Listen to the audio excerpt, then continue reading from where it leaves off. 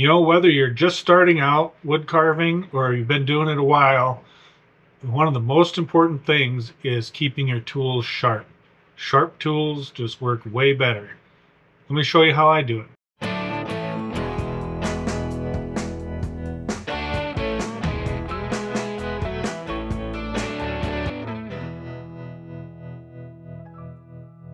Okay, let's talk about how we're going to keep our tools sharp. It's so important for carving.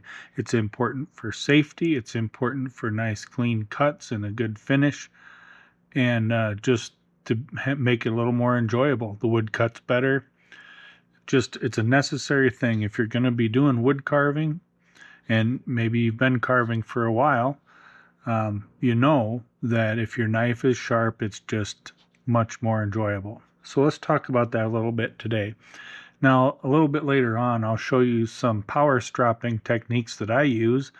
If you don't have a power strop or a belt available to you, you don't have to have that. That just speeds up the process a little bit. There's really the basic of basic is all you need is a piece of wood with a piece of leather on it, and then some stropping compound. And I'll talk a little bit more later about the different compounds, but all you need to have really is if you buy a knife that comes sharp, like Badger State Blades knives do, Helvy knives do, flex cut knives come sharp. If they come sharp, just maintain them. Just keep the thought of maintenance in mind. When you're using your tool carving, just carve a while, then strop a while, carve a while, strop a while. Get into that routine, and you'll be fine. That's what I've done for many years, and it's served me well. I've seen different comments and things about different knives and different knife makers. Some of them hold an edge better than others. While that is true, they all of them need to be maintained. And just right from the beginning, just know that one of the skills you're going to need to have as a wood carver is to maintain the sharpness of your tools. So very, very important. I'm just going to give a quick demonstration how I manually strap tools. This is a Badger State Blades knife. I just put the knife blade down on the strap, put a little bit of pressure on it with my finger, and just slide it down the strap. Now here's an important part. When you come to the end of the stroke, don't rock your hand up like this. You'll be rolling that blade. So come to the end, and if you're just starting and you don't have this kind of muscle memory built in, make a deliberate and slow, come here, lift up, flip your knife over, go back down, and just push it back the other way.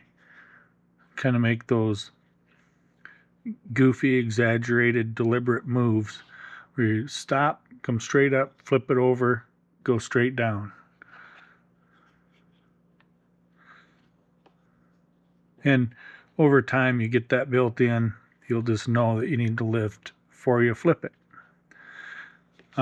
There's other, you don't necessarily have to have a leather strap either. While that's probably the most commonly used, you can take just some thin cardboard like off of a cereal box, glue that on a piece of wood, and put your compound on there, and that will work just fine as well. In fact, some people will argue that that is better and less likely to roll the edge of your knife.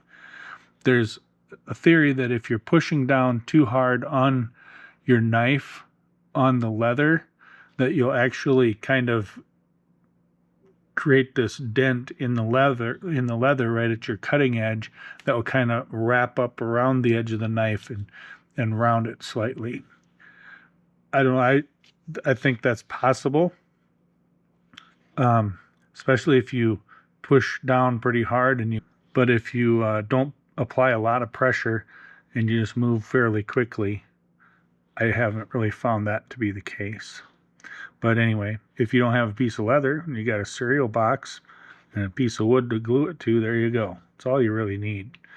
Pretty inexpensive, easy to get set up. Okay, so that's manually stropping a knife. A little later on, I'll show you how we do the gouges. So if your knife comes sharp, maintain it, strop it, you'll be good. 99% of the time, that's all you'll ever have to do. However, some of these tips get pretty small, and especially on some of the detail knives, and if you're making a curve, get a little too deep, try to turn a little too hard, you can snap the tips of these knives off. Or you drop it and it falls on the floor.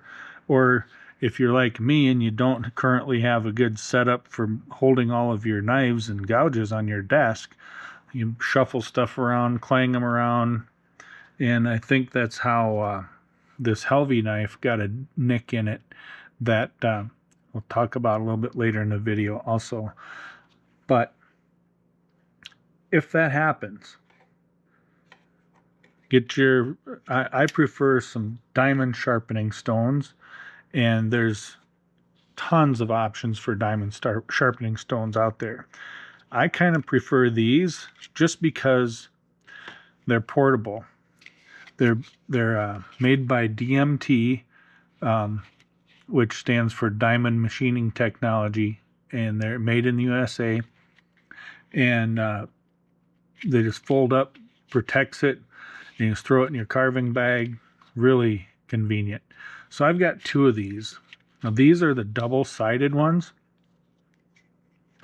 I have two of them that are double-sided, so that gives me 4 different grits. So I can carry 4 different grits of diamond stones with me fairly easily. Okay, so the red and the blue is a coarse and a fine, and at the moment I can't remember which one's which. Kind of feels like the blue is the coarse and the red is the fine. So that's a coarse and a fine. Depending on how bad your nick is, if you gotta, or if you break the tip, you could run the way to bring your tip back is to run the top edge of the knife like this and just kind of roll it down till you get the tip you want to come back. Okay, so that's how you can, if you snap the tip off of the knife, it takes a little while. This is a coarse, you can get coarser ones, of course. Okay, yeah, I don't know, had to do it. All right, then the other one here is an extra fine, and believe it or not, over here is an extra fine, and that is basically honing it. It just feels super smooth. So I don't have any nicks or damage on this blade, so I'm not gonna do anything. I'll just show you the process here with on this extra fine, so I'm not really changing anything. So now these are kind of narrow, so you do have to kind of move it, make a diagonal motion, but keep these handy. Keep them in if you like to carve on the go, you can throw them in your tool bag. Anyway, it's like, sharpening. If you've sharpened any kind of knife, there's really no difference. The key to anything, sharpening anything, a knife, scissors, is you got to learn it. You got to have that feel for it. You can watch videos, you can get the instruction, and the only thing is you just have to do it. You have to get that feel. Okay? So if you get a nick, you just work your way down in the grits here and get that nick out of there. They do have these DMT, this diamond machining technology. They do offer wider plates too, and they have a really nice kit. It's not even that big, but it's got like 3 stones in there, and there's a nice wooden case. If you'd want to have wide enough to cover all your knives and just make a straight motion, those would work too. These, I just like them because it gives me 4 grits. I can remove metal pretty quick and bring it right down to ready to strop, and they're just so handy. I just throw them in my carving bag whenever I'm on the go. Okay, so now that we've done that a little bit, you can see there's some little scratches on there, so I'm just gonna take a few minutes or a few seconds here and kind of strop this.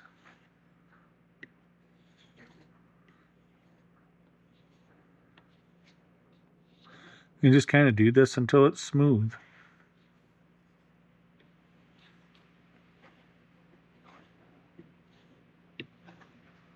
Okay, so that's the process.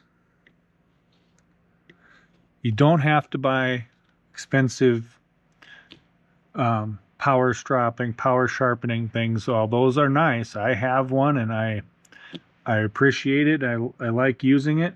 You don't need it to get started out.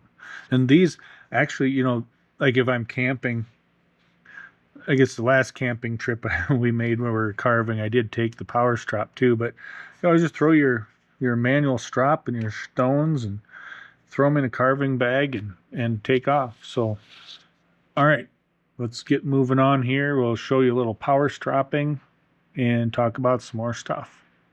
Okay, just wanted to pause the video here for a second and tell you about our website again. It's huntersmake.com. And if you add a /wood-carving-tools and supplies, then I'll take you right to the wood carving page of our website. I'll put a link to this down below. We have started adding a few things on here that it's from time to time I talk about things in the videos, I like to showcase them. We have cut gloves, cut resistant gloves in 4 different sizes. We have Badger State blades, several different variations of those. We have the thumb guard protective tape, really good price on that. And then we have a section here, some Amazon links, different things I've used in different videos.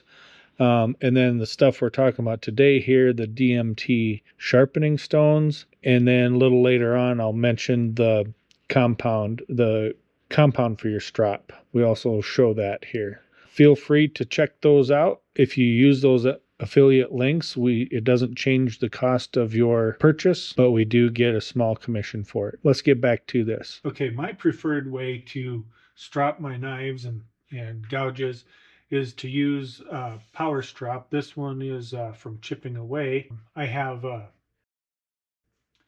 just a leather strap on here, strap belt, and it's pretty well built up with compound. You can see some white streaks in there. It wasn't too long ago that I added more to it.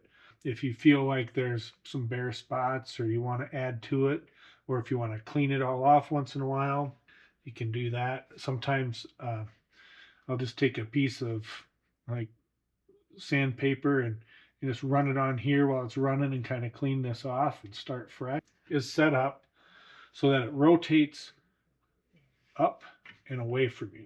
And that's kind of what you want for a strap if you're power strapping. So I got my heavy rough out knife here. The other thing you'll need now, then a compound to put on there is I just keep a piece of chunk of basswood here. You can see this one is pretty well tested on, and that's all it's for, is just to test your knife to see that it's sharp. Good way to do it is to go across the end grain. And this knife is pretty sharp. It could use a little touching up. Since I've done this one, there is a little bit of a nick in that blade. So let's see what we can do with this power strap. If you want to just take a second to talk about these blades, a lot of these, some people call them flat ground. There's actually just a slight concave shape to these blades. They're fairly flat, but they do kind of roll towards the leading edge just a little bit, or towards the cutting edge a little bit. So what I like to do, just to keep, to keep the knife polished up and everything, is I'll start with the knife so the cutting edge isn't even really touching the strop. Just kind of polish the back edge of the knife there, and watch close as it's running. You just kind of roll it in, and you'll hear it sound a little different, and you should be able to see and feel. A lot of it's by feel, and that only comes with practice. But you just kind of, what I do is apply some light pressure there and just slightly roll it in till I know I'm on the cutting edge, and then I'll just move it back and forth here, and I'll switch hands and I'll do the same procedure where start it with knowing that the cutting edge is away from the strop, and then just kind of slowly running it or rolling it forward till I know I'm right at that perfect spot. So I'm go ahead and do that. After you've stropped that, one thing I want to do before you test it is get your thumb guard on. Then we're going to just test it against this on the end grain here, and I'll examine this. Now, going across the end grain is the hardest cut to make, and I don't know if this will show up very well on there, but there's some tiny scratches in this cut here and here, and it's hard to see. I'll try to get a shot of this right here. There's a little nick in the blade. I don't have to do this very often. I'm going to remove this strop, and I'll grab this belt here. I've got several different grit belts. This one is a 320 grit, and just put that on here. And you got to be careful. You don't want to create too much heat. You don't want to put too much pressure. But I'm just going to kind of do that same process where I just kind of get it on there and roll it till it's on that edge and just run it across. We're just going to make a couple passes on each side.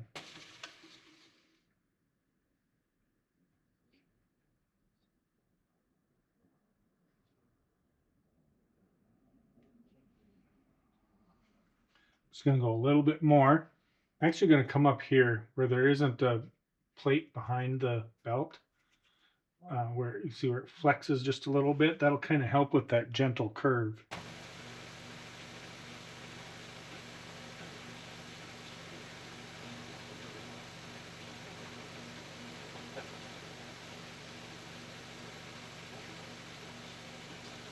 Okay, got that nick out of there now.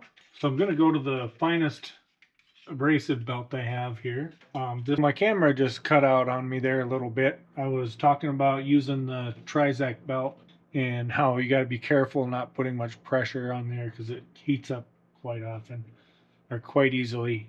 So now I'm back to the strap belt, the leather strap belt, and I'm just I've done a little bit already, but I'm just gonna strap it some more, and then we'll test it out. And then I just keep a rag handy here and wipe off the compound that's kind of built up on the edges of the knife. And it looks to me like that nick is gone here on the end grain. You can tell that's cut a little nicer already. And again, because this is an 1 3/4 blade, I have to kind of slice it at an angle, and I'm looking for any white marks. It's pretty smooth. I don't have that big I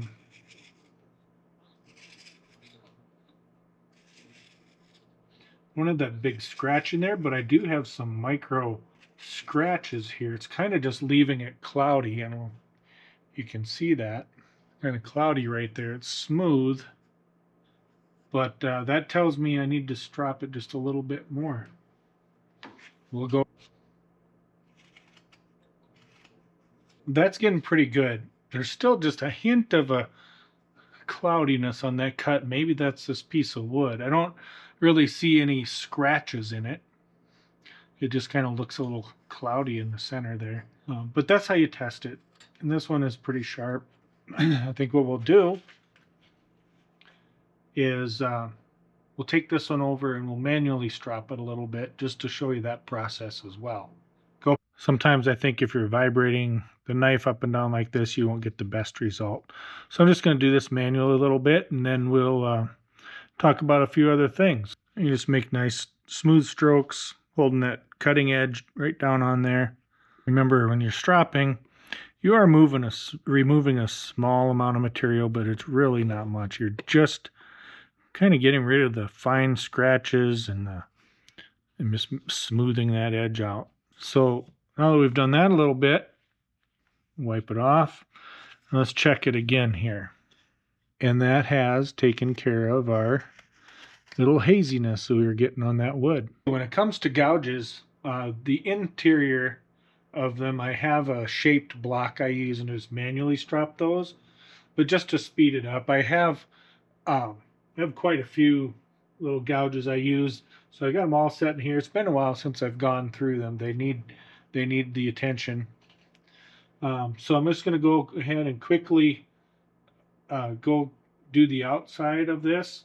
And just to show you this process here, you just kind of, you'll get a feel for the angle. Again, a lot of this is just, there's no way to just tell you and all of a sudden you're a great tool sharpener. It's gonna take practice. It's something you need to learn.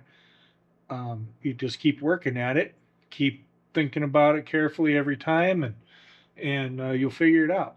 But you just kind of get a feel for that angle that is sharpened at, and you just slowly roll it back and forth. I'm just going to go ahead and go through the ones I have to do here.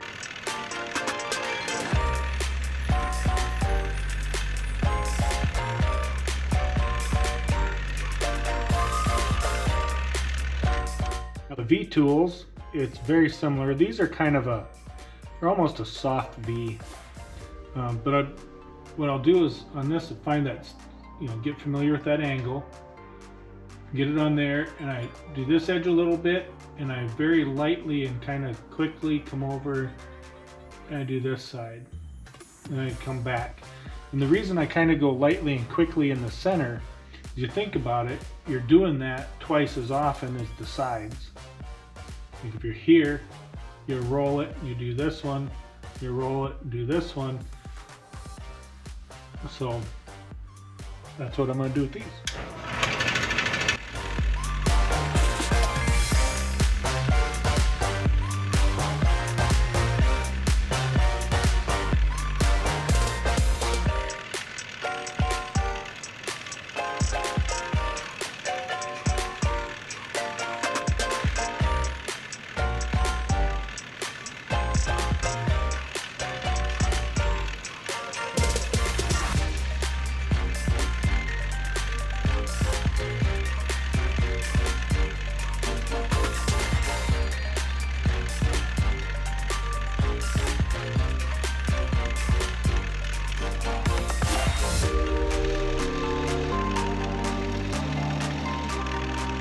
Compounds. It's a topic that gets brought up on forums and Facebook groups and on YouTube once in a while. There are differences. They're usually color coded. I don't know what's higher or lower in grit. I started out using green. I've mostly used green. At some point, I started using some white, and that works well too. I think this is a little bit supposed to be finer, does more of the polishing. But there's multiple colors. I don't have a recommendation for the best color. All I can tell you is green works well, white works well. This is a little can. It's called Dockyard Goop. I got it when I bought a set of Dockyard micro tools, and it's green compound that's been mixed up so it's more of a paste than a waxy stick. That's what this is, the profile block that came with those micro tools as well, and I just brushed it all on there. It comes with a little brush too, just brush it on there, and that's what I've been using. And put it on here. The flex cut block, stropping block that I mentioned right here, that came with this yellow compound. I guess that's what they think you should use for their tools. I haven't used this much. I mean, I think I put it on here a little bit, but as far as these profiles, I just found it was easier with this paste.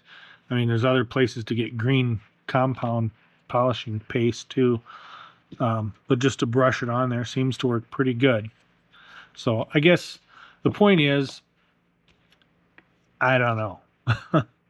I've been carving for, I don't know, 25 plus years and off and on, but I've always just used green and white.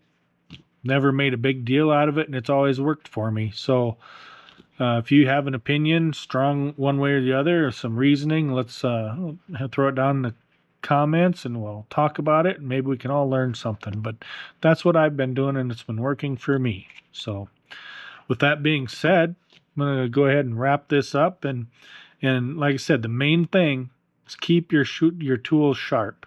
Maintenance. Think of maintenance. Carve a while, strop a while. Carve a while, strop a while. There's some comments out there about certain knives and certain tools need stropping less. And that's probably true. I've just developed a habit over the years that I carve for a while and I strop for a while, regardless of what I'm using, whether it's Drake tools, flex cut tools, Helvey tools, Badger State blades. They all need to be maintained, and you keep them sharp by stropping, and your carving experience will be much better. So, all right, guys, thanks for watching.